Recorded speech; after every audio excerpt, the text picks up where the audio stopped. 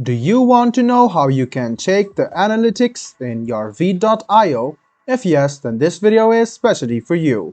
Hello and welcome to AI Basics. It's your host back again with yet another interesting tutorial video. In this video, I'm going to teach you how you can check your analytics using veed.io.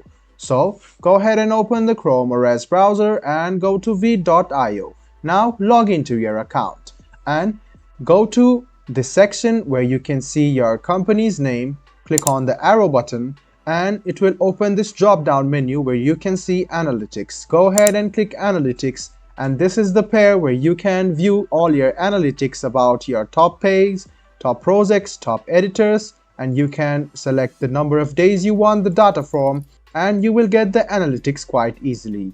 You must note that for this feature to be unlocked, you must have a business plan and you must upgrade your veed.io to business. I hope this video about how you can check your analytics on Veed was helpful for you. If you still have any kind of confusion, please do mention us on the comment section down below. Like the video, subscribe to the channel, and do hit the bell button for more. Hope to see you in the next video as well. Until then, goodbye, take care, and make sure you enjoy.